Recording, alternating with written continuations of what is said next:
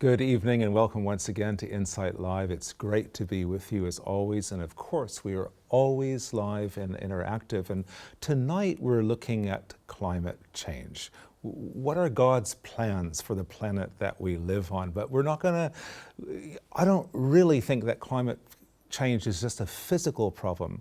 I think it's primarily a physical, actually a spiritual problem. For example, we can talk about greed.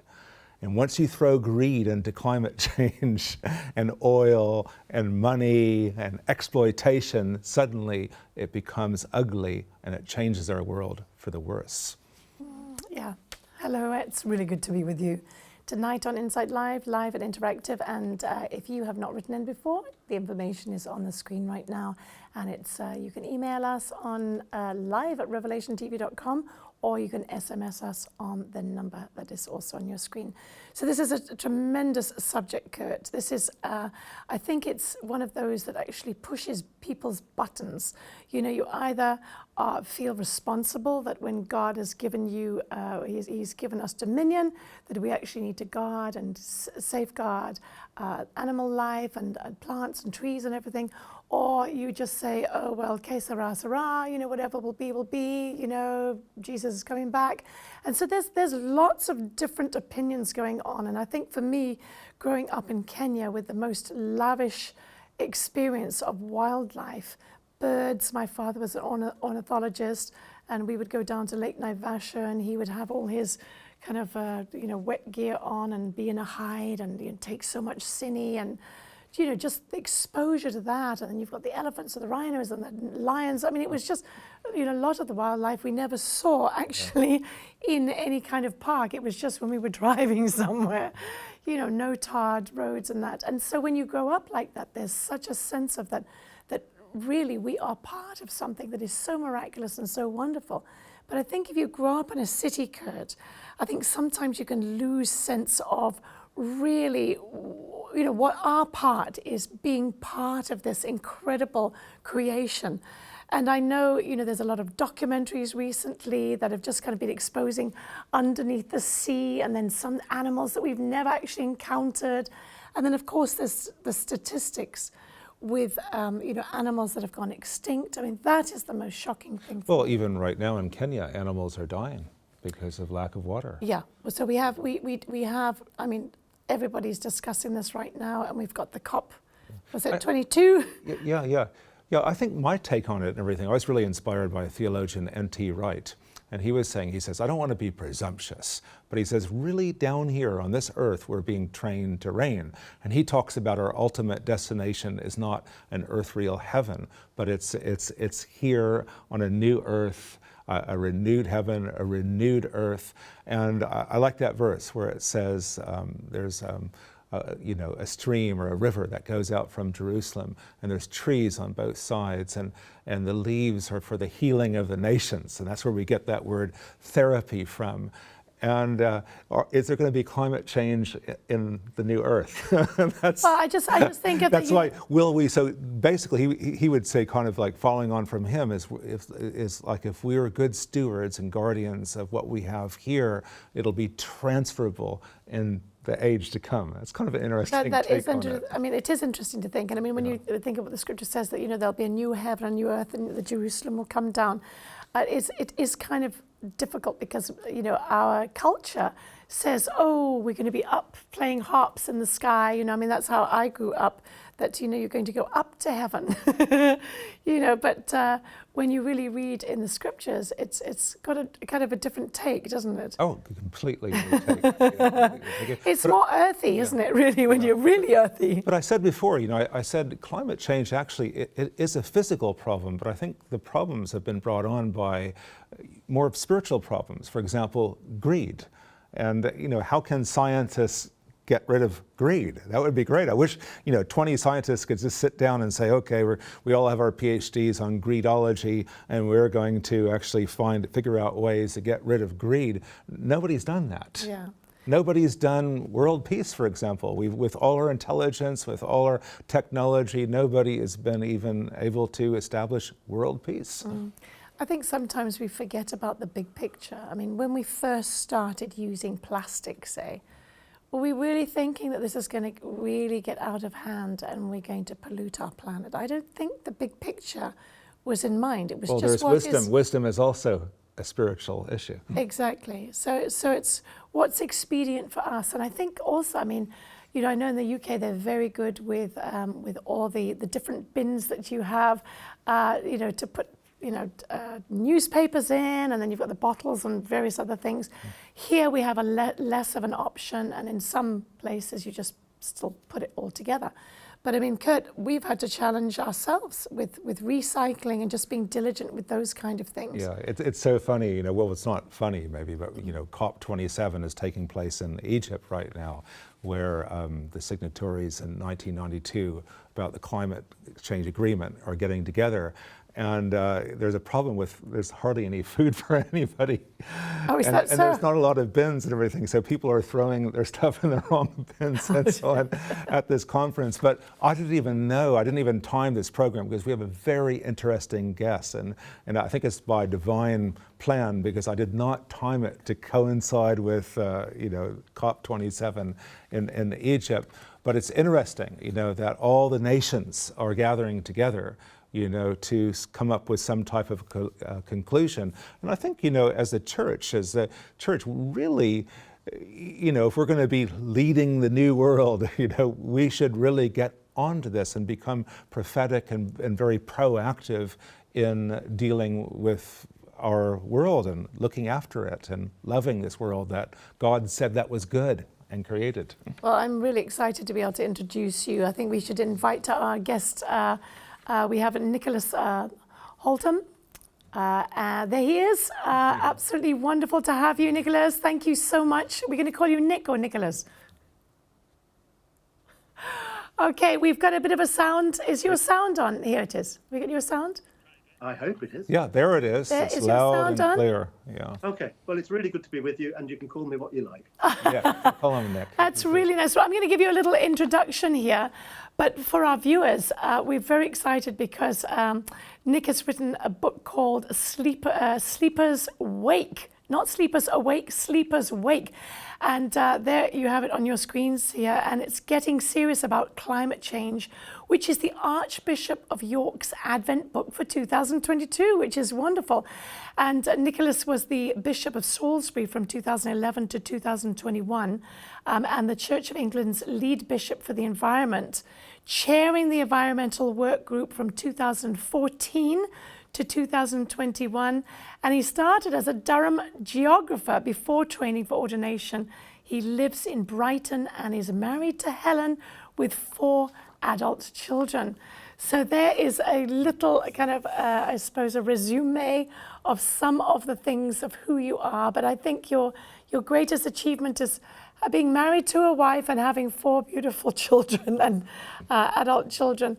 And we always say congratulations for that, because in these times, it is one of the greatest accolades that we can have. But your work as a geographer, let's just start with you there, because that is a very interesting start. What kind of prompted you, and what passions were actually ignited when you were a geographer? Well, you know, I was thinking about ordination from when I was quite young. And somebody said to me that you ought to go off and do something else. And if it's of God, it'll come back. It won't go away.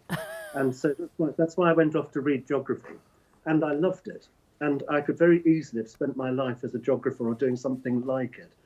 And it was dealing with the things of creation. That sort of beautiful world that you just described was very much part of the attraction of studying geography and seeing how things work and how we're integrated together. But it's been a terrific blessing to me to find myself at the end of my working life as the lead bishop in the Church of England on the environment, because it's as if that brought the 2 strands of my life together, theology and geography. And I had to try to work out how they fitted together for me personally and for us as a society and as a church. Wow, I think all I can say is that God knows how to weave everything that he's invested in us into the best package at the right time. And that seems to be your story, Nick, which is amazing. And now the book, Kurt, you've got a couple of questions you'd like to ask Nick. Well, I do. You know, I was just thinking about how Genesis starts out, where it describes in detail what God created. And then that word, it was good, it was very good. And that kind of conveys an emotional content. It's just like God was just so pleased. Look how beautiful these things are that I created. And I'm going to introduce man and woman, and they're going to have dominion. They're going to care for the garden. And he had this incredible plan for planet Earth, as he has another plan for the renewed heaven and the earth. Just kind of comment on, God and creation and what really touches you spiritually. Well, it was good. It was very good. You've said all of that. And the business of dominion, actually, some people think that that's a problem, because dominion has made some people think it's all about us. This creation, it's for me.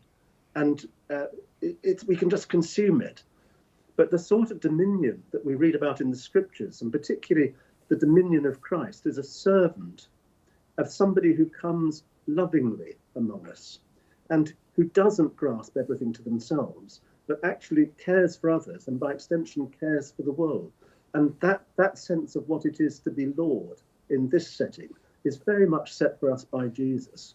And that sense of caring for the whole earth is the sort of thing that we need to do in our day, because what we know is that we human beings are causing climate change, are damaging the biodiversity of a world that actually we need that diversity in order to thrive within it.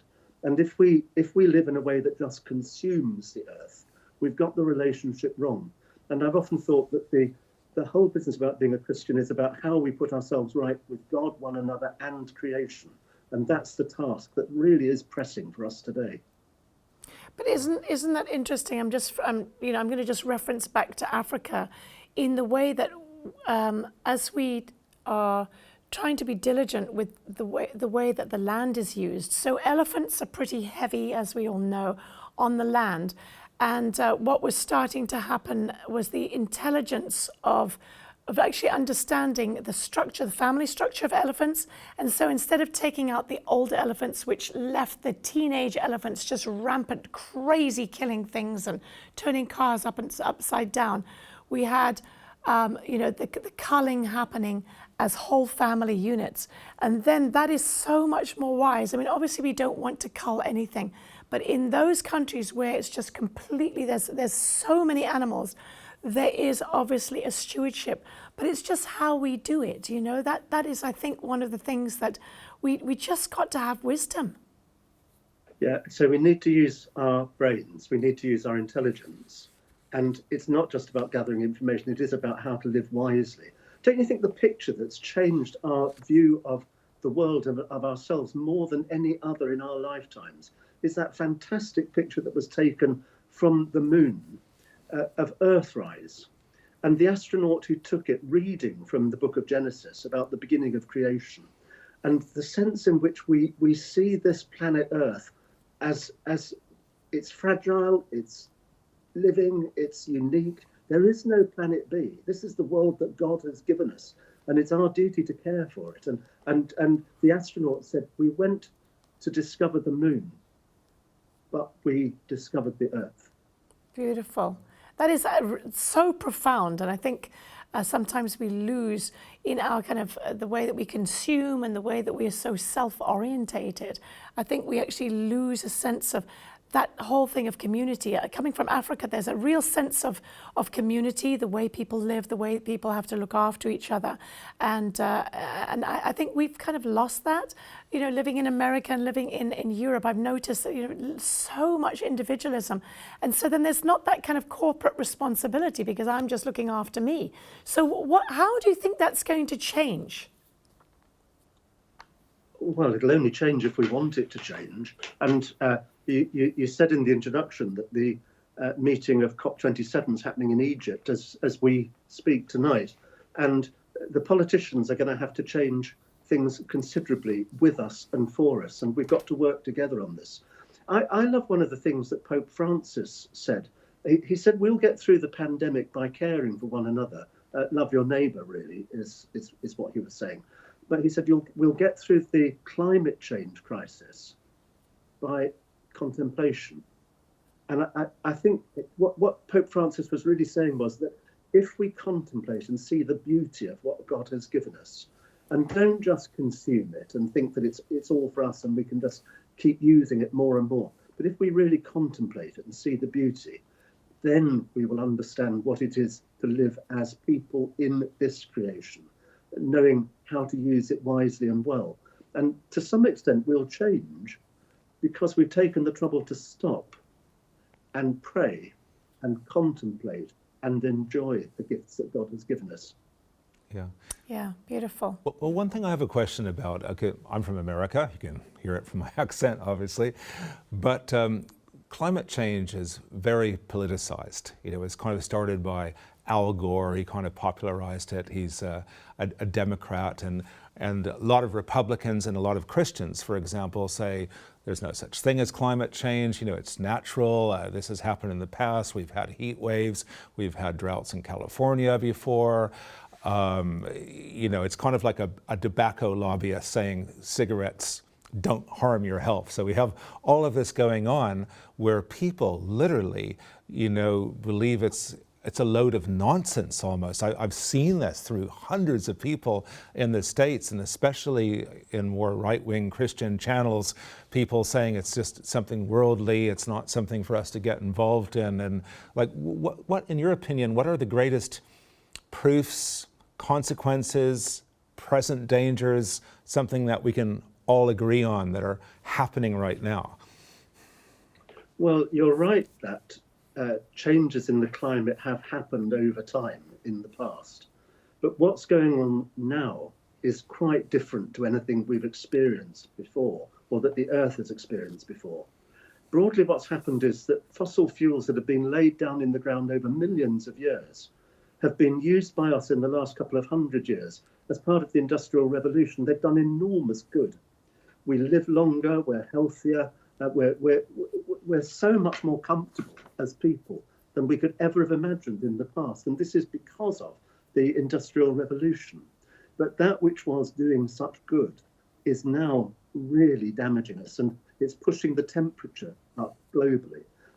We've just had the warmest summer, we've had the warmest year ever on record.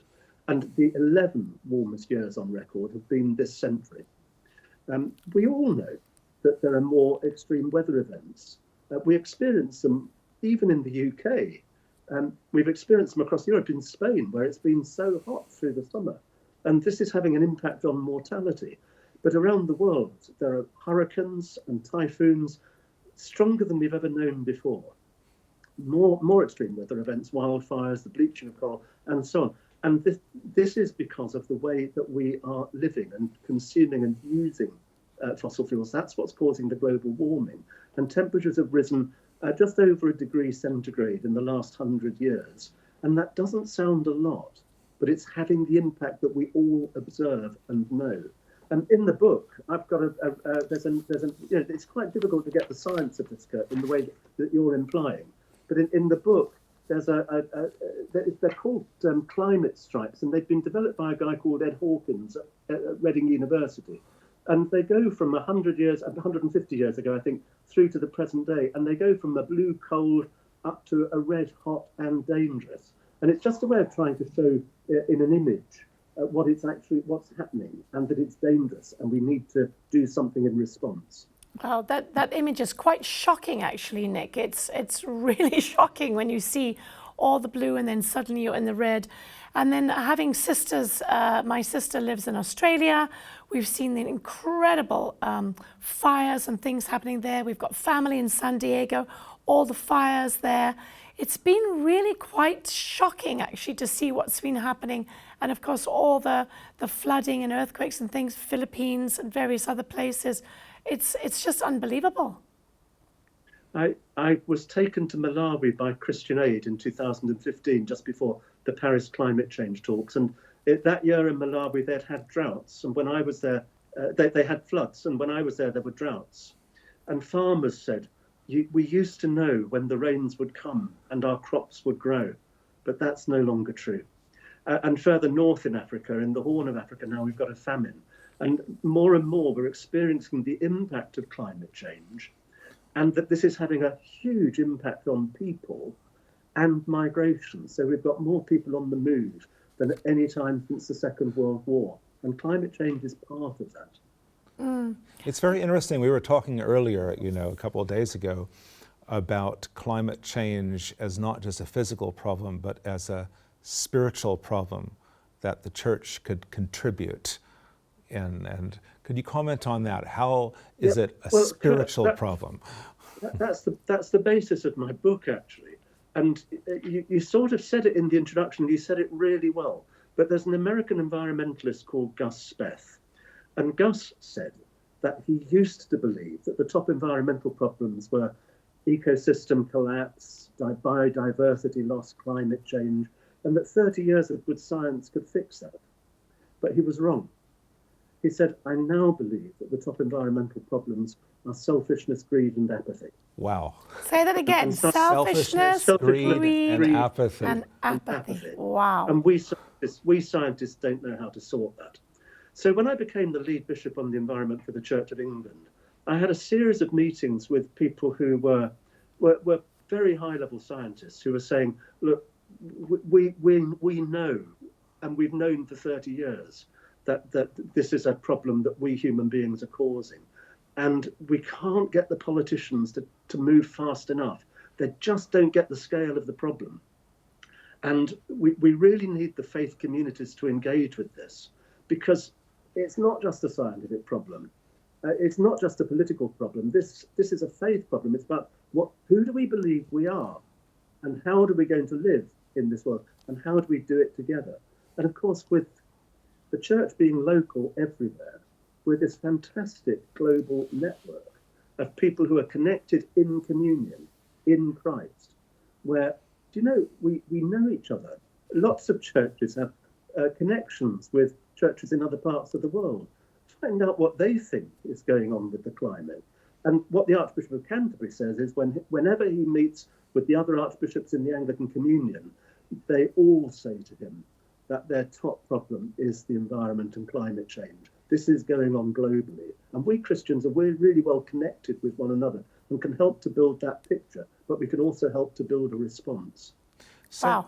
So what's your dream with this book? I mean, that's quite, having the Archbishop of York choosing that as the Advent book for 2022, these kind of 4 Sundays leading up to Christmas. What would you like to see happen with your book, and how would people in the global community interact with your book? What's your dream for what you've written in that book?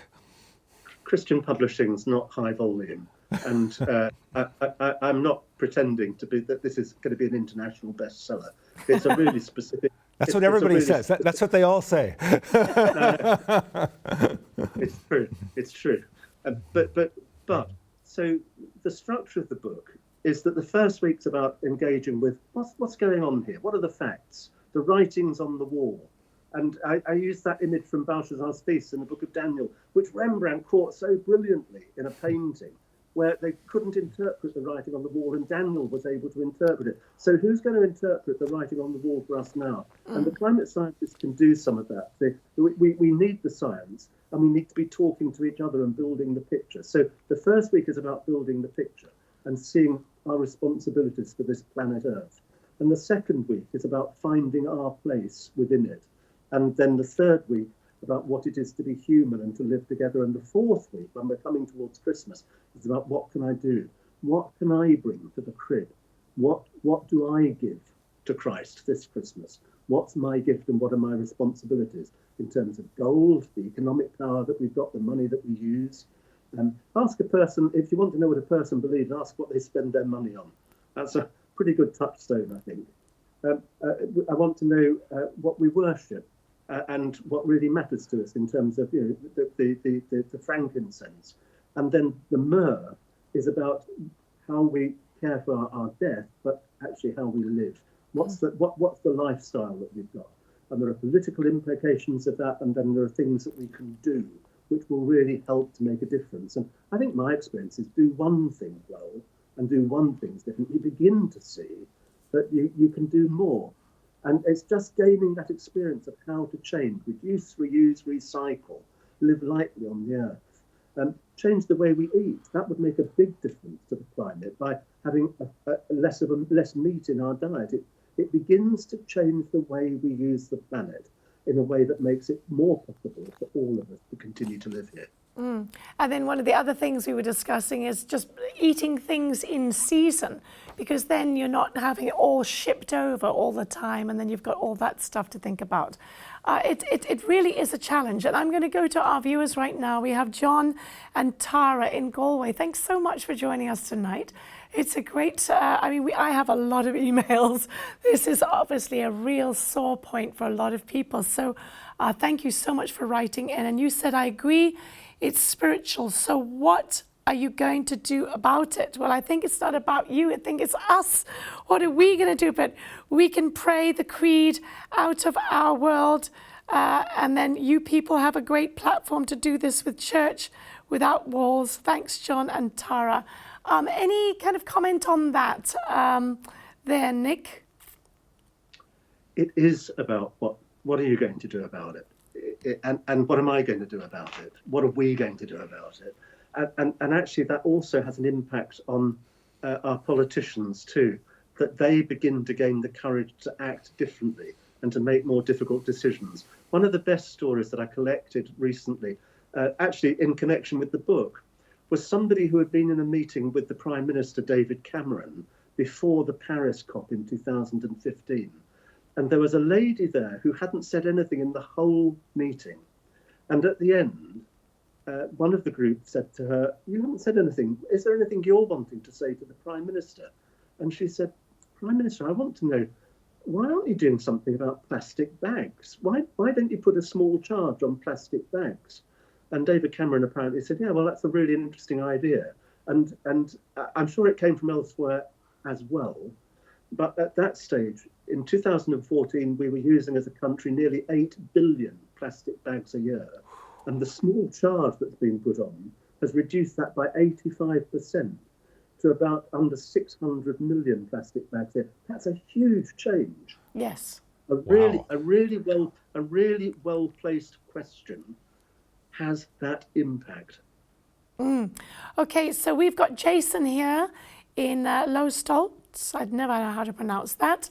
He says, good evening, guys. Do you really think that the Father would let this world blow itself apart either volcanically or by nuclear holocaust? This world is actually cooling itself, and the Father wouldn't exactly turn this world inside out, but rather allow the fullness of life to come to pass. And then the new heaven and the new earth. Those who support climate change have no firm evidence, just unproven theories. So we've already spoken, Nick, about certain things, and especially as you held up the book with those, the blue stripes and then the orange stripes. And when we see the actually collection of information, and we see it over the last 70 years, there does seem to be a rhythm and a pattern, and it does seem to implicate us, doesn't it? I don't think there's any doubt that we human beings are causing climate change in our day. And if you think there is still doubt, then, if I went to the doctor and the doctor said, look, I'm not absolutely sure, but I'm 99% certain that what's going, I'd take the medicine. And if we're wrong, the worst that will happen is that we'll have a cleaner, greener planet than we would otherwise have had. If we're right but do nothing, then we could be in huge trouble. And Jason in Lowestoft, he makes a really interesting point about what God would and wouldn't let happen. But of course, what God has done is to give us free will, and that we can choose to live with or over against God. And what we learned in the 20th century, I thought it was pretty painful learning, was that Auschwitz and the concentration camps were part of human wickedness.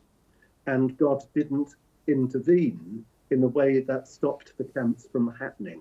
I think God did intervene in a way that allowed people to cope and to grow through it and to come through it.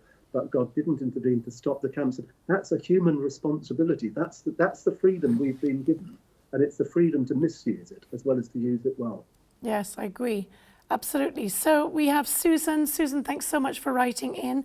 And you said, hi, Kurt and Melanie, when I was young, I'm 71 now, good for you. I saw beautifully coloured butterflies, lots of ladybirds, also wildflower meadows. Now we're lucky to see some cabbage white butterflies, a few ladybirds, and then she says, we seem to be living in a concrete jungle. Houses are now built with patios and with very little grass. Animals are filled with antibiotics, and animals that should be outdoors in fields are penned in, fattened, and become part of the food chain. We are not caring for our animals or our environment, and we are not appreciative of God's creations. And that is blessings from Susan. Nick, any comments on Susan's email? Well, amen to that, really. So I had the privilege of being Bishop of Salisbury for 10 years. And Salisbury is a diocese that includes most of Wiltshire and nearly all of Dorset, and some of the most beautiful parts of England. And there are farmers in both Wiltshire and Dorset who've really worked hard over the last 10 years in areas of outstanding natural beauty where special scientific interest, and they've taken a great care for the environment. And up on the Marlborough Downs or down in Camborne Chase, what they've done is to farm in a different way that's re-established the diversity of the natural order, both in terms of plant life and animals and insects.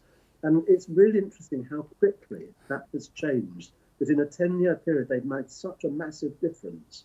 And it's about the way we do things and about how the way nature re-establishes itself. So it's not too late, but it is urgent. And we've got to act in a way that's really serious and quick. I just love what you said about how it starts to just come back to its natural state. And Kurt and I have really enjoyed watching a couple of documentaries. And one of them, I think, was about the wolf being reintroduced into one area, I think in Canada or something, and how literally every single part of the chain that goes down, because obviously you've got the predators and everything, the beavers and all that, it just completely changed it to come back to what it was. It just prospered, the plant life, the flowing of the rivers. And I mean, I just never thought that that was something that could be so impactful, just reintroducing the predator so that you've got the chain going on of creation and how it is. And planting trees is a big thing too. But once you plant trees and the water table rises again and the earth gets richer and the soil stronger, then you begin to get a completely different ecology. That's such an important thing to do. And within the United Kingdom, we've got so much less forest than in other parts of the world that we've really got to have a big tree planting programme. We're committed to it. The government's got great targets, but we're not actually delivering on those targets. And planting trees might be one of the best things any of us can do. Well, isn't that interesting? Because, we were following a Christian channel and they said, oh, why don't you, sponsor a tree for one of your children or for somebody? And so for both our kids, these people planted a tree in Israel. And I just thought, gosh, what a great plan. You've got, all these people all over the world watching your television program and then putting 50 pounds or whatever towards a tree, and it gets planted in Israel, and that's a great way. Like in Africa, how did you build a church in Africa? Well, everybody just brings bricks and you build a church. That's simple as that. No building permits, nothing. But I think it's with trees as well. Wouldn't that be fantastic? If each local church or a bishop of a certain area, they could have that program. Like our goal, working with the government, is 1,200 trees. So you're going to put this on Nick now. Nick, I think Kurt's putting something on you now. Oh, he's going to be the Minister of the Environment. If I may say so, I'm ahead of the game. Good. So my wife is descended from Martin Luther. And Martin Luther said that if the world was to end tomorrow, he would still plant an apple tree because it's a hopeful act. Yes. And so my suggestion for Christmas, if you haven't got your Christmas present sorted by the 23rd of December, my suggestion is you go online and buy a tree for a family member or a friend. And then you get a little certificate that you can print. There are lots of organisations that do it. But they've been the best presents that I've ever received is when somebody's planted a tree for me and sent me a little certificate to say, we planted a tree in your name and it's here in this part of the country, and I think that's such a lovely thing to do. But it's such a hopeful thing to do, and that's just the sort of thing that we've got to find those hopeful signs that we can do.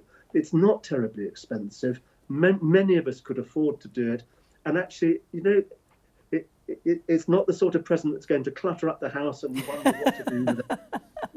And it's a really lovely thing to carry within you. It changes the way you feel about the earth. It does. I love that. And you know what? A gift that outlives you. But yes, exactly. But the interesting thing is, it's not leaving it to government people or to, what societies or whatever. It's actually putting it in the hands of the individual. And I love that. The idea that you could buy a tree for somebody for Christmas and then just give them the certificate. Well, we planted a walnut tree. Was it a couple of years ago? Yes, we did. No, not a couple of years ago. Maybe a year ago. Not even. And just to see, we saw 14 walnuts on it. We started off with 3 walnuts, and then now we've got 14. Yeah. So here's a story. When I went to Malawi, I visited a number of projects where people were working really hard in relation to soil erosion and the climate, and it was really tough. But the poorest people I met all week had planted 70 trees, fruit trees. Actually, they were small orange trees, and it was going to be 5 years before they fruited. Wow. But they were guarding those trees with their life. And I came back feeling that if those people could put in such an enormous amount of effort in response to the climate change that was happening in their lives, I needed to come back, and I needed really to pick myself up and to be something more than I was. Wow. But you know what really strikes me about that, and I've heard something very similar, is that in that 5-year period, there's going to be nothing. There's going to be, for them personally. And I think I heard that one with the coconuts, because it looks like in Nigeria, there's like a huge move in the government to actually supply seedlings to various areas and to people, and they are wanting to be one of the largest coconut exporters. And they also have this huge waiting time before they get the first fruit. So it's difficult. Well, that's where patience comes in. It does. But it's where patience comes in, and determination. Yeah. And a certain faithfulness.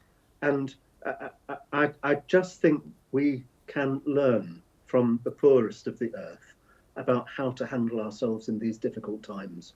Yes, wonderful. Well, we are going to go to Dylan. Dylan, a big kiss for you. Lovely that you're here and watching. You said, Melanie, I appreciate the beautiful times that you spent outdoors with your father, but it's so unfortunate that those days are gone on this earth. Well, they're not completely gone. They just are gone in areas that I was exposed to. The most important thing to all ages of people these days is social media, with men and women posing how gorgeous they are and putting it on Facebook. I remember beautiful days also, Mel, when I was about 4 and spending hours with God outside the backyard with a beautiful breeze, and it felt like being in heaven, I guess. Dylan, what a lovely image of you as a child. Yeah, it is sad that we've lost so much to civilization, and that you have to go to a park, to see a lion or whatever the case is. But thank you for writing in. We've got Eddie. Eddie is, I love Eddie. He always has a challenge. Here we go, Nick. Hi, Kurt and Melanie. Christians who say they're not concerned about climate change because Jesus is coming back need to be reminded that Christians were saying Jesus is coming back during the Black Death. Oh, I thought you were going to be more, a little bit more challenging that. That is true. What do you have to say about that, Nick, the mentality of that? I think that Christians pray every day, thy kingdom come on earth as it is in heaven. Yes. And what I long for. But I think that kingdom will come because of our working with God. That God calls us to be co-creators with him, and to live in a way that it renews the face of the earth, renews our own lives with each other, and makes us at one with God. And that's a huge challenge to us personally, and God's timing is going to be down to God. That's a huge, that prayer of Jesus Yes. is incredible. And why would he ask us to say, you know, as it is in heaven, let it be on earth, if he's going to say, oh, he's just coming back? Yeah. Why would he say that if it wasn't possible that we could do that? And I think that gives us hope for our earth and a mandate, actually, to say, hold on, you know, you talk about heaven, how lovely it is, start with your backyard. Start by cleaning your room, maybe, as one philosopher said. Do you know, talk about backyard. I mean, Nick, this really impressed Kurt and I during the pandemic. People were changing their flower beds into vegetable beds and things like that. Oh, one guy did it in his apartment on the 8th floor. Yeah, so there was a lot of that going on. Would you like to comment on that? Well, I think the pandemic could have taught us a lot, and it's a question about whether we're open to learn from it. But do you remember that spring when it was so quiet, so little traffic, no flights really? Yes, I do. The air was clear, the bird song was so much more audible, and it felt like the world was moving at a slower pace, but it was recovery time. Now, what have we learned from that? And people growing their own food in little patches of land, actually, that's a rather beautiful thing to come out from it. If that was one of the good things that came, I'd be great. Near where we live now, there's a community garden that's been established. And it's got a tennis table. It's on a bit of public land that a group of people have just taken over. Actually, people from the local table tennis club have taken it over. And they're caring for it and cut the grass and planted flower beds. And they haven't grown food. Well, actually, I think they have grown a bit of food. There's some tomatoes were there. But that sense of people taking little bits of land that were otherwise derelict and doing something beautiful with it for the good of the whole community. Yeah. Now, I think that there's something for us all to learn from there. Yeah. But as an American, when I go to the UK, what impresses me, so many of the families we stay with, they have allotments. And I've never really seen this in the States on such a large scale, but I would always ask somebody, do you have an allotment? Because I wanted to get my blueberries, I'm kind of out of greed, And so there's one woman says, yes, I have an allotment, take me there. And then we just got, a couple of pounds of blueberries and so on. But how widespread is this allotment system in the UK and England and Ireland? It is pretty well. Yeah. It is pretty widespread. There's always a queue of people waiting for allotments. How do you get an allotment? How does that work? You do it through the local authority usually, who own bits of public land which they put into use for allotments. They go back quite a long way, but of course during the Second World War they were really important as a way of Britain feeding itself. Wow. And that sense of growing food on land, that was a very important thing for my parents' generation.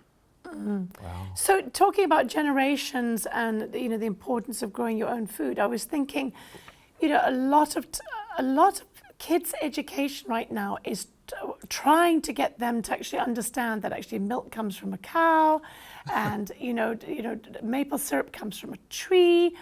Just the simplest things that we would have grown up knowing, or actually have seen a cow, or maybe even milked a cow. Most of us, our age, we have done that. But so now we've got to educate kids on where things come from. How do you think we are doing with that, with our wonderful concrete jungles, and then trying to I know a lot of schools will, have a class where you plant a seed and watch it grow. What are your comments about how successful you think this is in educating the next generation for what's going on? Well, what you've just described is true. And it's not a binary problem. It's not simply one thing or the other. And the book that I've written, I've dedicated for the grandchildren, for the very point you made at the beginning of the programme, that this is about how we care for the earth for our successors, not just for ourselves. And we've got a large family and a lot of grandchildren, but actually as a world, we've all got children who will follow on from us. Now, here's the thing.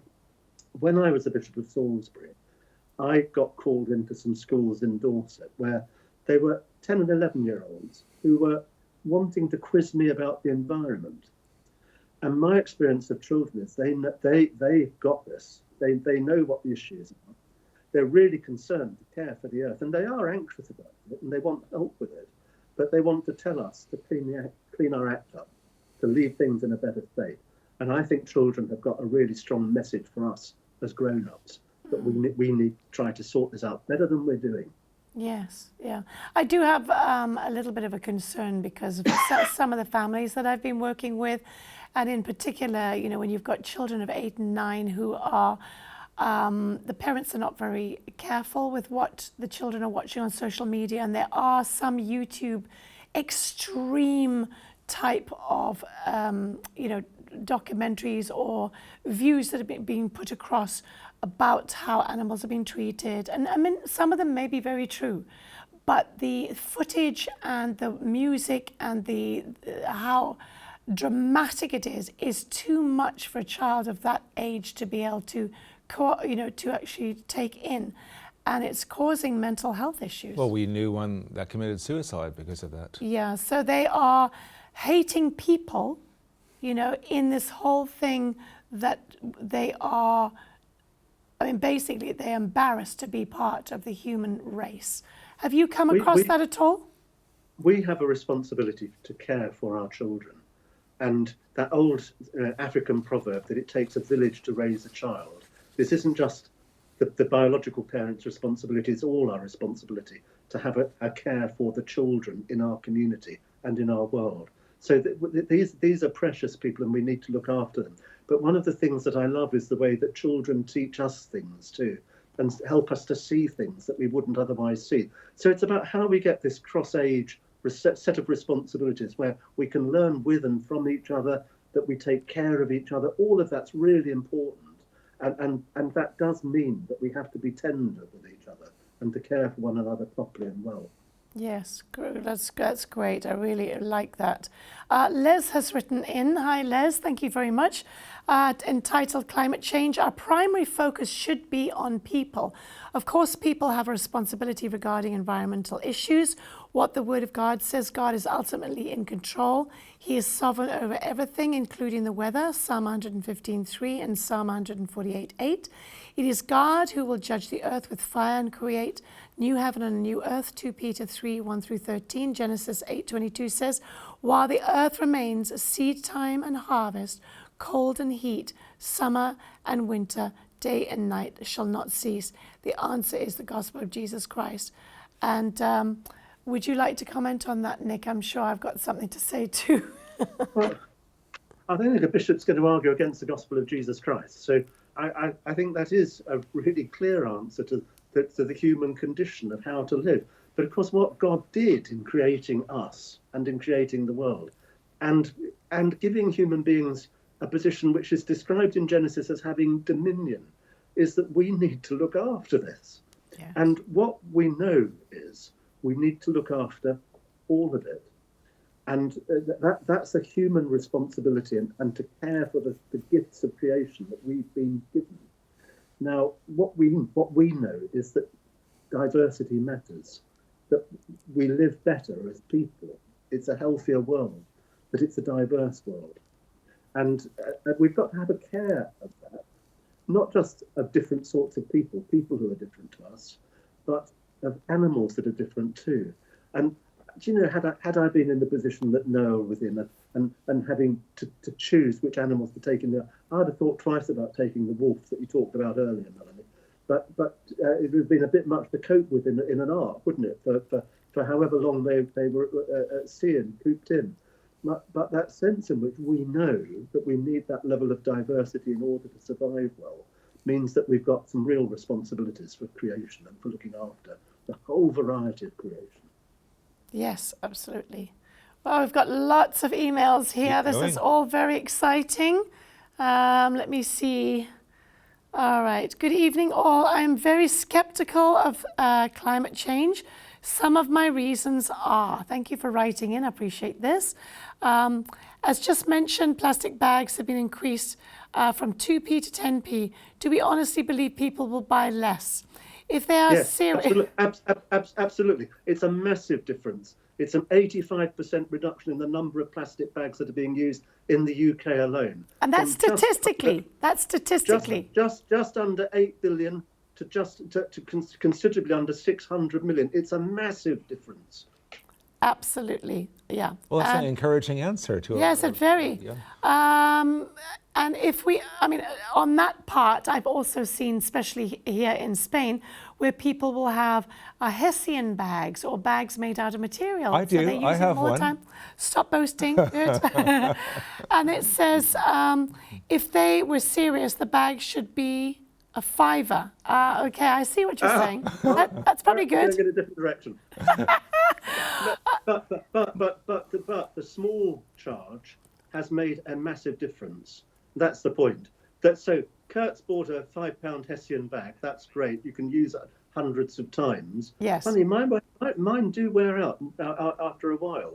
And there is a question about, so what's the carbon cost of that? We've got to get pretty realistic about carbon pricing. And we sort of need to build that into all our decision making now, because that ought to be one of the things that's built into everything that we do and use. Right, absolutely. Maybe on every food product, everything we buy, whether it's a plastic or whatever, we should have like the carbon footprint content.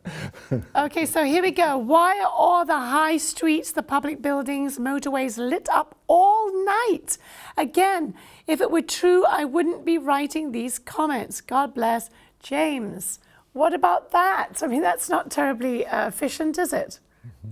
It's a good question. And the reason they're lit is for public safety. Yes. And I think that through this winter, we might find that people like public buildings rather less because of the energy crisis and because of what's happening between Russia and the Ukraine and the reduction in fuel that we've got because of that. So I think it's likely that there'll be less public lighting than there has been, but it is because of public safety. And if you use the right sort of LEDs and the energy efficient technology that we've got, then actually you can have this stuff on for quite a long time without it actually using very much more power. So we need to be sensible about this, and we need to be wise about it.